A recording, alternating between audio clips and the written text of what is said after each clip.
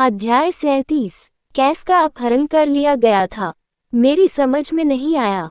क्या कोई कैस का अपहरण क्यों करेगा? मैं रुक नहीं सका। मैंने कार्यालय से बाहर भागने की कोशिश की, लेकिन भव्य चैम्बरलेन ने मेरा रास्ता रोक दिया। मैं पिताजी के साथ जा रहा हूँ। आप कमरा नहीं छोड़ सकते। महामहिम ने मुझे आपको सुरक्षित रखने के लिए कहा है। एक तरफ हटो, मुझे जाना है। आप ऐसा नहीं कर सकते महामहिम। यदि आप ये कमरा छोड़ देंगे तो मेरी जान खतरे में पड़ जाएगी। मिल्टीएड्स इतने देखभाल करने वाले पिता कब बने? मैं एक ही समय में खुश और परेशान दोनों था। क्या दर्द है, लेकिन मैं ग्रैंड चेम्बरलेन को मरने नहीं दे सकता था। अच्छा, मैं पीछे हट गया और भव्य चेम्बरलेन आराम करने लगा। मुझे कुछ मीठा चाहिए। ठीक है, मैं कुछ मिठाइयाँ लाऊंगा। कृपया यही प्रतीक्षा करें। ठीक है, मैंने उत्तर दिया। लेकिन जैसे ही वह कमरे से बाहर निकला, मैं अपनी सीट से उठ गया। क्या उसने सचमुच सोचा था कि मैं यहाँ चुपचाप बैठूंगा? बेवकूफ लुसियाना, नहीं, आप वहाँ मेरे साथ रहेंगे। मैं कुछ भी खतरनाक नहीं करूँगा, मैंने विनती की। लुसियाना कुछ देर तक मुझे देखती रही और फिर मेरे पीछे चली गई। मुझे ग्रैंड चेम्बरलेन के लिए खेद महसूस हुआ, लेकिन मुझे ऐसा करने की ज़रूरत थी।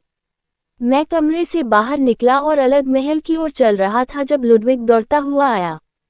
क्या हुआ? मैंने उससे पूछा। किसी ने जानबूझकर उत्तरजीवी शिविर में दंगा किया और कैस का अपहरण कर लिया। कौन? लुडविग ने सिर हिलाया। वह नहीं जानता था। क्या आप जानते हैं कि वे कहाँ गए थे? इस तरह उन्होंने इशारा किया। चल दर, मैं किसी को भी मुझसे पुरुष नेतृत्व छीनने नहीं दूंगी। मैंने अभी तक उसे खुश भी नहीं किया था। अपहरणकर्ता और कैस ने शायद अभी तक महल नहीं छोड़ा है, मैंने अनुमान लगाया। ऊपर देखते हुए मैंने महल के चारों ओर लगे अवरोध को देखा। यह आमतौर पर अदृश्य था, लेकिन अब मैं इसे दिन की तरह स्पष्ट देख सकता हूँ। अगर मैं बैरियर देख सका तो इसका मतलब ये होगा कि कोई जानबूझकर हंगामा कर रहा था। आप दंगे के बारे में क्या करेंगे? लुडविग ने पूछा। आप पहले से ही जानते हैं कि इसे किसने शुरू किया था। बस उन्हें पकड़ लो और यह खत्म हो जाएगा, मैंने कहा। मेरे पिताजी वैसे भी घटनास्थल पर थे, इसलिए ये ठीक होना चाहिए। लुडविग ने मेरी बात पर सिर हिलाया। कैस अभी हमारी सर्वोच्च प्राथमिकता है। मुझे खुशी है कि मैंने इस तरह की आपातकालीन स्थिति के लिए कैस को आशीर्वाद दिया था। मैं रास्ते पर बैठे कुछ फूलों की ओर चला, कुछ तोड़े और उन पर फूंक मार दी। मुझे उसके पास ले चलो, तितलियां, मैंने कहा। मुझे उस व्यक्ति की ओर ले चलो जो मेरी समान शक्ति से धन्य है। फूलों की पंखुड़ियां मेरे हाथ से उड़ गईं और तितलियों में बदल गईं, जो उड़ गईं। वह वहां पर है। लुडविग एक पल के लिए स्तब्ध रह गया, लेकिन वह तुरंत अपने होश में आया और मुझे तितलियों की दिशा में ले गया। कृपया कैस को कुछ न होने दे, मैंने चुपचाप विनती की। मैंने सोचा था कि अपहरणकर्ता महल से भाग जाएगा, लेकिन हम इसमें और भी गहराई तक गए। हमने एक ऐसे रास्ते का अनुसरण किया जिसके बारे में मुझे पता भी नहीं था और हम एक खंडहर क्षेत्र में प्रवेश कर गए। ऐसा बिल्कुल भी नहीं लग रहा था कि यह महल का हिस्सा है। ये कौन सी जगह थी? मुझे तो पता ही नहीं था कि महल में ऐसा कुछ है। मेरे सदमे के बीच मुझे एहसास हुआ कि हमारे चारों ओर अंधेरा होता जा रहा था। वह अजीब था। यह ऐसा क्यों कर रहा था? मेरी पीठ तक ठंडक पहुंचने में देर नहीं लगी। लुडविग, मैंने उसे रुकने का इशारा किया, लेकिन तब तक बहुत देर हो चुकी थी। हमारा परिवेश एकदम अंधकार में हो गया। जब मेरी दृष्टि वापस आई तो लुडविग गायब हो चुका था। ओह, दर्द हो रहा है, मैंने गुर्राते हुए कहा। जब मैं लुडविग से अलग हुआ तो मैं गिर गया था और मेरे घुटने छिल गए थे। जब मैं मुड़ा तो मुझे एहसास हुआ कि मैं एक बैरियर के अंदर था। मैं अंधेरे में मुश्किल से देख पा रहा था। ये सोचना कि किसी ने महल में अवरोध बना दिया है, यही कारण है कि अभी तक अपहरणकर्ता पकड़े नहीं जा सके। जैसे जैसे मैं आगे बढ़ता गया, मुझे खून की गंध आने लगी। ओह, अंधेरे के बीच जमीन पर एक सफेद तलवार की चमक देखकर मैं कराह उठा। वहां खून का एक गड्ढा था और मैं छाया में दो लाल आंखें देख सकता था। उनमें से एक भूखे जानवर की रक्तपिपासा झलक रही थी और जब हमारी आंखें मिली तो मेरा दिल एक पल के लिए रुक गया। वह तुम ही थे। मैंने सांस ली। अंधेरे से एक जाना पहचाना चेहरा उभरा। क्लॉड अपने ब्लेड से खून टपकाते हुए मेरी तरफ आया। जब मैंने उसे आखिरी बार देखा था तो वह जैसा दिखता था वह उससे बिल्कुल विपरीत था। मैं उसे लगभग पहचान ही नहीं पाया। एक प्रसिद्ध योद्धा इतना नीचे कैसे गिर सकता है? मैं अचंभित हुआ। यह सब तुम्हारे कारण है। वह गुर्राया। उसकी आवाज लगभग किसी जानवर की गुर्राहट जैसी थी। मेरी वजह से? क्या है? क्योंकि आपकी वजह से मैंने नया बपतिस्मा लिया। क्लाउड के शरीर से एक काली लाल आभा फूट पड़ी। मैंने इसे पहचान लिया। ये मैगी थी। कोई उसे उन्मत्त कर रहा था। मैं एक ऐसे भगवान से मिला जिसने मुझे वह सारी शक्ति दी जो मैं चाहता था। ऐसा कोई भगवान नहीं है, मैंने अपना सिर हिलाते हुए उससे कहा। और यह आपकी शक्ति नहीं है। यदि आप इसका उपयोग करते रहेंगे तो आप समाप्त हो जाएंगे। चुप रहो। क्लॉड ने अपनी तलवार लहराई। मैं सहज रूप से झेप गया और अपनी आंखें बंद कर लीं, लेकिन फिर मैंने देखा कि मुझे अपने शरीर में कोई दर्द महसूस नहीं हुआ। मैंने उन्हें फिर से खोला। मैंने उसे अपनी तलवार हवा में रुकी हुई मेरी ओर देखते हुए देखा। हमारी नजरें मिलीं। डर गया क्या? उसने मुझसे पूछा। मुझे यकीन नहीं था कि मेरे डर ने उसे उत्तेजित किया था, लेकिन उसके चेहरे पर मुस्कान थी। वह जोर से हंसा, चिल्लाया, यहाँ तक कि पवित्र महिला भी मेरी सर्वोच्च शक्ति से डरती है। वह पागल हो रहा था। मैं किनारे की ओर बढ़ा और कैस को जमीन पर पड़ा हुआ देखा। कैस! मैंने उसकी ओर भागने की कोशिश की, लेकिन क्लॉड ने मेरी बांह पकड़ ली। जाने दो। क्या तुम्हें लगता है कि तुम उस तक पहुंचकर भी कुछ कर पाओगे? कैस की आंखें अब खुली हुई थीं, और वह एक खोखली गुड़िया की तरह लग रहा था। मुझे ठीक ठीक पता था कि वह किस हालत में है। उसे नियंत्रित किया जा रहा था। किसी ने उसके शरीर पर कब्जा कर लिया था। क्या वह पागल जादूगर लड़का यहाँ था? कैस को वापस लेने के लिए मुझे अपने शरीर में रोंगटे खड़े हो गए। मुझे इस तथ्य से घुटन महसूस हुई कि मैं कैस को उसके भाग्य से मुक्त नहीं कर सका। मैंने अपने होंठ तब तक काटे जब तक उसमें से खून नहीं निकल गया और मैं क्लाउड पर चमकने लगा। यदि आपका असली लक्ष्य मैं हूं, तो आपने कैस का अपहरण क्यों किया?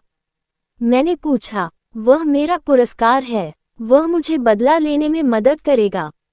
यदि जादूगर पास में होता, तो मुझे उसे हराने का कोई तरीका नहीं पता होता। कैस से बचने के लिए मुझे कुछ भी करने की जरूरत थी। तुम मुझसे बदला लेना चाहते हो? क्यों? क्या तुम इतने परेशान थे कि तुम्हें एक बच्चे ने मारा? चुप रहो। उसने मांग की। मैं दर्द से चिल्लाया। मेरी बांह पर उसकी पकड़ दर्दनाक थी। तुम्हारे कारण मेरा संपूर्ण जीवन बर्बाद हो गया। तुम्हारे कारण उसके शरीर के चारों ओर का आभामंडल गहरा हो गया। उसका आक्रोश, गुस्सा और दर्द मेरी त्वचा में चुभ रहे थे। वह एक निडर व्यक्ति का आदर्श नमूना था। यदि क्लाउड में विस्फोट हो गया तो महल का आधा हिस्सा नष्ट हो जाएगा। मुझे उसे रोकना था, लेकिन कैसे? अवरोध के कारण मेरी दिव्य शक्ति छिन्न भिन्न हो रही थी। अगर ऐसा ही चलता रहा तो मैं कैस को ठीक भी नहीं कर पाऊंगा। क्या तुम डरे हुए हो? भयभीत हो? क्या तुम मेरी शक्ति को महसूस कर सकते हो? वह मेरे कानों में मजाक में फुसफुसाया। इससे ध्यान केंद्रित करना मुश्किल हो गया। सौभाग्य से वह इतना व्यस्त था कि उसने तुरंत मुझे मारने पर विचार नहीं किया। शायद अगर मैं कुछ और समय खरीदता तो कोई आकर हमें बचा लेता। कोई तुम्हें नहीं बचाएगा, क्लॉड ने कहा जैसे कि मेरे दिमाग को पढ़ रहा हो। आज तुम नरक जा रहे हो। उससे फैलती हुई काली ऊर्जा मेरी बांह में घुस गई और मुझे बांध दिया। मैंने अपनी रक्षा के लिए सहज रूप से अपनी दिव्य शक्ति को ऊपर लाया, लेकिन जैसे ही वह अंधेरे आभा के संपर्क में आए, वह गायब हो गई। वहां नहीं, ऐसी कोई चीज नरक जैसी है, मुझे कहने में कठिनाई हुई। वास्तव में, क्या आपको यकीन है? ऐसी कोई आध्यात्मिक इकाई अस्तित्व में नहीं हो सकती। हाँ, नरक का अस्तित्व नहीं है। उसकी दृढ़ आवाज सुनकर मेरा मन कमजोर हो गया, जबकि मेरा शरीर उस ठंडी और अशुभ ऊर्जा से कांपने लगा जो वह छोड़ रहा था। इसकी एक लहर मुझ पर हावी हो गई, जिससे मुझे असहनीय दर्द से गुजरना पड़ा। मुझे इसे सहना पड़ा, लेकिन मेरा छोटा शरीर केवल इतना ही सहन कर सका। तुम्हारा नरक कैसा दिखेगा? उसने ताना मारा। मैं खुद को इस तरह बेहोश नहीं होने दे सकता था, लेकिन दर्द सहन करने के लिए बहुत अधिक था। मेरी दृष्टि धुंधली हो गई। क्लाउड की मुस्कुराहट चौड़ी हो गई क्योंकि अमेलिया का छोटा शरीर दर्द से दोगुना हो गया। ये है गुरु की शक्ति। एक ऐसी शक्ति जो ईश्वर द्वारा आशीर्वाद प्राप्त संत महिला पर भी विजय प्राप्त कर सकती है। मुझमें इतनी बड़ी ताकत है। जैसे ही उसकी आंखें पूरी तरह पागलपन से चमकने लगी, अमेलिया ने क्लॉड को चौंकाते हुए अपना सिर उठाया। कैसे? ये कैसे संभव है? उसने अविश्वास करते हुए पूछा। अभिव्यक्तिहीन रूप से अमेलिया ने उसकी बांह पकड़ ली।